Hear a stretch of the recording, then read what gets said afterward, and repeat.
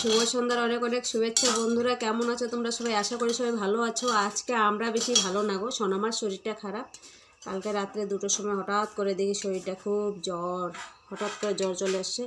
কয়দিন থেকে ঠান্ডাটাও খুব বেশি না, তো হঠাৎ করে জ্বরটা চলে এসছে।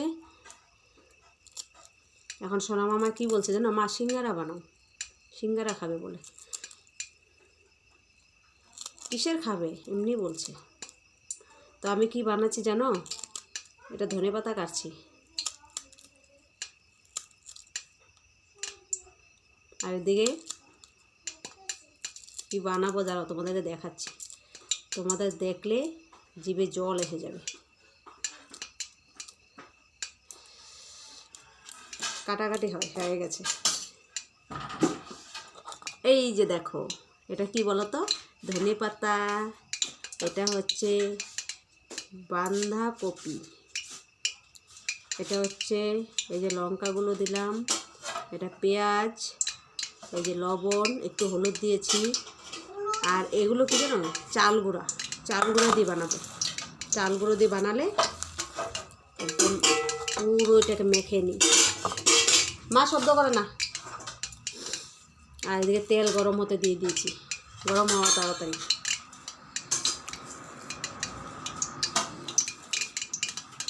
তোমরা কে কে খাবে তাড়াতাড়ি চলে আসো,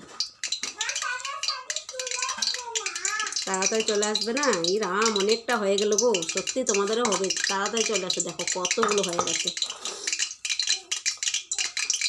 অনেকটা হয়ে গেছে। আরও কি দিলাম জানো, একটু কালো জিরে দিলাম। আমার খুব দারুণ লাগে কালো জিরে দিয়ে। কালো জিরেটা কামড়ে পড়লে না মজাই লাগে আলাদা।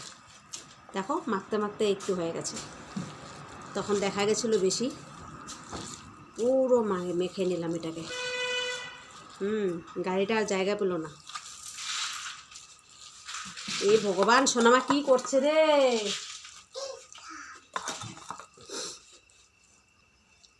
এই যে দেখো, এরকম করে করে দিয়ে দেবো। আগে দিই, তারপর তোমাদেরকে দেখাবো। সবগুলো দিয়ে নিই। তো এই যে দেখো, দেওয়া হয়ে গেছে সবগুলো। সাদা তেল দিয়ে ভাজছি, পাল্টি করে দিলাম একবার। চাল গুঁড়া দিয়ে এরকম করে পকোড়া বানালে কি হয় জানো, একদম অনেক টান জিনিসটা মুচমুচে থাকে। আর বেসন দিয়ে এগুলো বানালে কিন্তু ওই অল্প পরেই ওটা নরম হয়ে যায়, খেতে ভালো লাগে না। আর এটা অনেক টাইম থাকবে। যেগুলো একটু কাঁচা কাঁচা দেখা যায় একটু পাল্টি করে দিই। তো আমি এখন এই জিনিসটাকে, পকোড়াগুলোকে কি করব জানো, একদম আঁচ কমে কিছুক্ষণ রাখবো, তাহলে ভিতর থেকে জিনিসটা খুব সুন্দর হবে।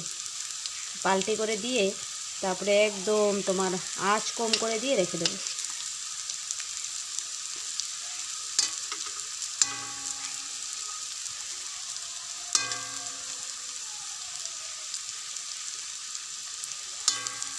মোটামুটি আঁচ কম দিয়ে আমি 10 মিনিট আরও ভাজবো এটাকে, তারপরে খাবো।